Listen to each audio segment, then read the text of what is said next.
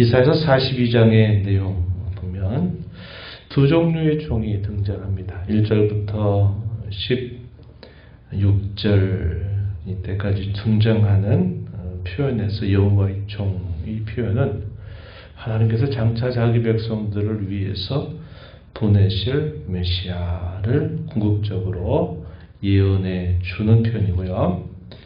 그 이하 17절부터 쭉 마지막 절까지 등장하는 이 종이라고 하는 이 표현은 당시의 하나님 백성, 이스라엘 백성들을 부르는 표현입니다.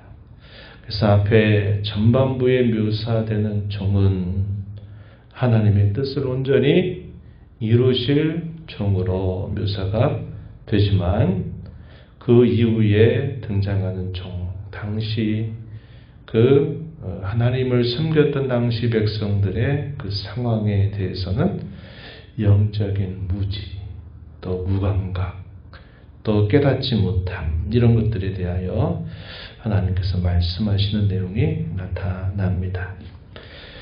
그래서 큰 대조를 이루고 있음을 우리가 확인할 수 있게 됩니다. 이사야서 후반에 자기 백성들을 위로하시는 그 위로의 궁극적인 내용이 누구를 통하여 이루어지는가? 그것은 여호와께서 예언하신 종, 의의 종, 고난받는 종, 그 종을 통해서 하나님이 자기 백성을 진정으로 위로하실 것이다 하는 예언을 전달해 주고 있습니다. 그가 바로 이 땅에 오신 우리 주 예수 그리스도를 말하는 겁니다. 오늘 본문 말씀을 천천히 한번 살펴보죠. 1절 말씀 한번 가서 보시기 바랍니다. 내가 붙드는 나의 종, 내 마음에 기뻐하는 자, 곧 내가 택한 사람. 종이라고 하는 표현을 사용하는데 기뻐하는 자, 택한 사람 이렇게 표현했죠. 이어지는 말씀을 보면 나의 영을 그에게 주었은즉 이방에 정의를 베풀 것이다 이렇게 말합니다. 하나님께서 장차 보내실 그 종에 대하여 그의 성품 혹은 인격 그리고 그가 행하실 일에 대하여 쭉 예언해 주는 말씀이 표현됩니다. 2절에 외치지 아니하며 목소리를 높이지 아니한다. 소리를 거리에 들리지 않게 한다. 이렇게 표현되어 있습니다. 요란하게 뭔가 할 것처럼 보이는데 나중에 보니까 별것도 없는 그런 식이 아니라 은밀하고 잠잠하게 하시지만 그 일들을 반드시 이루실 주의 모습을 이렇게 표현해 준다. 우리가 이해할 수 있겠고요. 3절 말씀 우리 잘 기억하는 구절이죠. 상한 갈대를 꺾지 않으신다. 꺼져가는 등불을 끄지 않으신다. 진실로 정의를 시행하신다. 쇠하지 아니하고 낙담하지 아니하고 세상에 정의를 세우기에 이르실 거다. 이를 거다. 이렇게 말합니다. 그 결과 섬들이 그 교훈을 앙망하게 될 것이다. 이렇게 예언하죠. 이 땅에 오셨던 예수 그리스도께서 행하셨던 그 일들의 내용들을 이렇게 표현하고 있다 하겠습니다. 그분이 가지신 성품 또 그분께서 행하실 일들에 대하여 이렇게 예언해 주고 있음을 우리가 보게 됩니다. 우리가 예수 그리스도를 안다. 그 표현은 그분이 어떠한 인격 혹은 성품을 가지고 계신가 그리고 그분께서 무엇을 과연 행하시는가 하는 것을 우리가 안다 하는 말이죠. 그리스도를 믿는다 하는 말도 역시 그분의 인격과 사역을 믿는 것을 우리에게 말해 주고 있습니다. 그 내용은 우리가 새벽마다 고백하는 우리의 신앙 고백, 사도신경에 그분이 어떠한 인격을 가지고 계시는가, 또 그분이 무슨 일을 하시는가에 대해서 자세하게 우리가 늘 고백하고 있는 표현들이 될 것입니다. 그러한 종을 보내실 하나님에 대하여 또 역시 여기 5절 이하에서도 우리에게 설명해 주는데 5절 한번 보세요. 하늘을 창조하여 펴신다. 땅과 그 소산을 내시며 땅 위의 백성에게 호흡을 주신다. 땅에 간 자에게 영을 주시는 하나님 여호와께서 이같이 말씀하신다. 5절 중간에 영을 주신다라고 하는 이 말의 의미는 생명을 주신다 그런 말입니다. 생명. 호흡을 주시고 생명을 주시는 하나님, 이 표현을 사용하고 있는 겁니다. 우리가 잘 아는 바 바울 사도가 아덴 지역, 아테네 지역의 복음을 전하러 가면서 그들에게 알지 못하는 신에 대하여 내가 너희에게 설명해 주겠다라고 말하면서 그 알지 못하는 신이 누구냐? 천지와 만물을 지으신 주제이시다. 만물에게 생명과 호흡을 주시는 분이다. 우리가 그를 힘입어서 존재하고 움직이며 살고 있다. 이런 표현을 바울 사도가 당시 아테네 사람들에게 행했던 말이 있어요.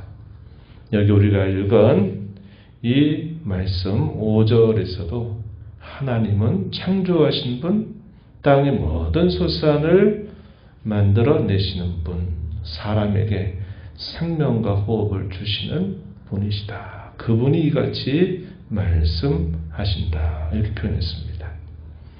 6절, 7절 말씀에 보면 이렇게 그의 말씀이 주어집니다.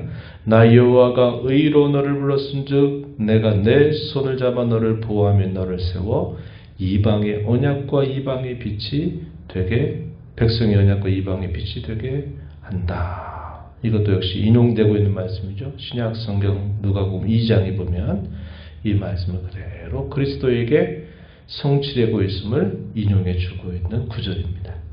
7절에 내가 눈먼 자들의 눈을 밝히며 갇힌 자의 감옥에서 이끌어내며 흑암한 자를 감방에서 나오게 할 것이다. 죄로 인하여 속박되고 풀려나올 수 없는 인생들을 그분이 건져내고 해방을 주고 자유함을 주실 것에 관하여 예언해 주는 말씀이죠. 이 일을 행하실 여호와, 그분께서는 자신의 영광을 다른 자에게 주지 않으신다. 자신의 찬송을 우상에게 주지 아니할 것이다. 반드시 그 일을 이룰 것이고 내가 장차 행할 새 일을 알려준다. 이렇게 표현했습니다. 9절 중간에 보면 이제 내가 새 일을 알리노라. 하나님께서 보내실 의의 종을 통해서 행하실 놀라운 일들을 뭐라고 표현했느냐? 새 일이다. 이렇게 표현했습니다. 그 새 일을 행하시는 하나님께 모든 은총을 입은 자들이 화답하는 노래, 그걸 또 뭐라고 부르냐면 새 노래다. 우리가 시편이라든지 요한계시록에 보게 되면 새 노래로 여호와께 노래하라 할 때 이 새 노래의 의미는 그런 의미입니다. 우리가 읽은 10절 말씀에서도 보면 항해하는 자들과 바다 가운데 만물과 섬들과 거기 사는 사람들아 여호와께 새 노래로 노래하며 땅 끝에서부터 찬송하라. 여기 표현되고 있는 이 새 노래, 하나님이 행하실 새 일에 대한 반응, 새 일에 대한 찬송, 이것을 새 노래라 이렇게 우리에게 가르쳐 주고 있습니다. 우리가 앞에서 읽었던 말씀, 구속을 받은 자들만이 부를 수 있는 노래, 요한계시록에서 이 말씀을 인용하죠. 구속을 받은 자만이 부를 수 있는 노래, 그러한 노래를 새 노래다 이렇게 부르고 있다 하는 것입니다. 우리가 부르는 찬송이 다 어떻게 보면 이런 노래죠. 그죠? 새 노래입니다. 새 노래. 하나님께서 이루신 구원의 은혜를 감사하면서 우리 마음 깊은 곳으로부터 그 하나님을 자랑하고 높이는 것, 이런 것이 새 노래다 하는 거예요. 비록 음정이 좀 불안하고 목소리가 아직은 우리가 아름답지 못하지만 그러나 우리 부르는 이 찬송은 하나님이 새 노래다 이렇게 우리에게 가르쳐 주고 있다는 겁니다. 그러면서 온 세상을 이 여호와 하나님 찬양, 구원의 하나님을 찬양하는 일에 초청하고 있음을 보게 되죠. 42장 10절, 11절, 12절 이런 표현들을 우리에게 말해주고 있습니다. 11절에서도 보면 광야와 거기 있는 성읍들, 게달 사람이 사는 마을들, 또 셀라의 주민들은 노래하고 산 꼭대기에서 즐거이 부르라.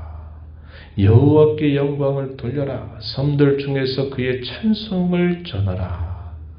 하나님께서 행하실 그 일에 대한 마땅한 반응은 모든 그 은총을 입은 자들뿐만 아니라 온 세상이 그 하나님을 찬양함이 마땅함을 가르쳐주고 있는 것입니다.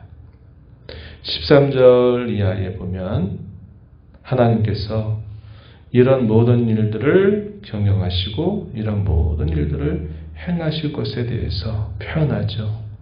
13절 여호와께서 용사가 지나가신다. 전사같이 분발하여 크게 외쳐 크게 부르시고 대적을 크게 치신다. 14절 15절 또 16절에 보면 주어가 뭐로 표현되어 있습니까? 내가 이 표현이 여러 번이나 반복이 됩니다. 5번 정도 이 표현이 반복이 돼요. 누굴 말하는 겁니까? 여호와 하나님 자신이 이러한 일을 행하실 것이다. 이렇게 강조하고 있는 표현이에요. 내가 오랫동안 조용하며 잠잠하고 참았지만 내가 이상한 여인같이 부르짖을 것이다. 15절에 내가 산들과 언덕들을 황폐하게 할 것이다. 16절에 내가 맹인들을 그들이 알지 못한 길로 이끌 것이고 끝부분에 보면 내가 이 일을 행하여 그들을 버리지 아니할 것이다. 한편으로는 대적자들에 대한 심판, 또 한편으로는 자기 백성들에 대한 구원, 이 일을 하나님이 친히 행하실 것이다 하는 사실을 거듭 강조해 주고 있다는 겁니다. 그러나 이하 이제 17절 이하로부터 쭉 표현되고 있는 표현들은 당시의 하나님 백성들의 영적인 실상에 대하여 표현해 주고 있는 말씀이 주어집니다. 그들이 영적으로 듣지 못하고 보지 못하는 형편에 있고 그들이 깨닫지 못하는 형편에 있다 하는 것에 대한 지적입니다. 그렇게 된 이유는 무엇인가? 그 이유는 24절 말씀에 보면 이렇게 표현하고 있어요. 중간 부분에 우리가 그에게 범죄하였도다. 그들이 그의 길 여호와의 길로 다니기를 원하지 아니하고 그의 교훈을 순종하지 아니하였기 때문이다. 그 이유를 설명해 주고 있습니다. 당시에 선지자들을 보내서 그들로 하여금 거듭거듭 하나님의 말씀에 귀를 기울일 것을 촉구하지만은 당시에 그 백성들의 영적인 어둠, 또 깨닫지 못함, 무감각 이런 것들에 대하여 책망하는데 왜 그렇게 되었는가? 그들이 여호와의 길로 행하기를 거절했다. 하나님이 주시는 그의 말씀을 순종하지 아니한 것이 당시에 그들이 영적으로 무감각하고 어리석고 또 무뎌지게 만들었다 하는 사실을 가르쳐주고 있는 것입니다. 오늘날도 이 원리는 마찬가지입니다. 마찬가지예요. 우리가 하나님의 말씀을 듣고 그 말씀의 길로 행하기를 기뻐하고 은혜를 구하고 힘써 살게 되면 우리 영적인 감각이 예민해지게 돼 있고 우리 영적인 분별력이 살아나게 돼 있어요. 그러나 반대로 우리가 그분의 길을 따라가지 않고 그의 말씀을 깊이 듣고 순종하려고 하는 태도로부터 멀어지게 되면 누구든지 똑같습니다. 영적으로 무뎌져요. 그래서 봐도 보지 못하고 들어도 듣지 못하고 깨닫지 못하는 일이 분명히 나타나게 된다 한 것입니다. 구원의 은혜를 받은 저와 여러분, 하나님께서 저와 여러분을 위해서 행하신 새 일, 또 그 일의 완성을 내다보면서 오늘을 살고 있는 저와 여러분들은 하나님께서 우리에게 주신 이 은혜로운 말씀을 항상 귀를 기울이고 그 말씀을 듣고만 멈춰있지 말고 그 말씀 들은 대로 어찌하든지 순종하려고 하는 삶을 살기 위해서 은혜를 구하고 도움을 구하면서 행하는 것이 대단히 중요합니다. 말씀의 끝자락에 영적으로도 많이 혼미해지는 일이 우리에게 닥치게 될 것이에요. 어떻게 분별해야 합니까? 우리의 지혜로 공부해서 얻을 수 있는 그런 분별력이 아닌 것이에요. 하나님과 연합하고 그분과 가까이함을 통해서 그분이 주시는 참 지혜를 가질 때 우리가 분별력을 가지고 행할 수 있게 되는 것입니다.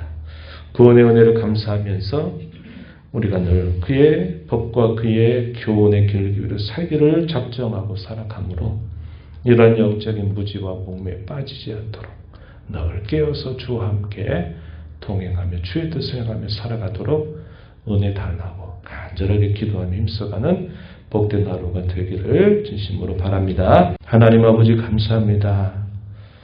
장마철을 맞아서 많은 비가 계속적으로 쏟아지고 있는 때를 저희가 살고 있습니다.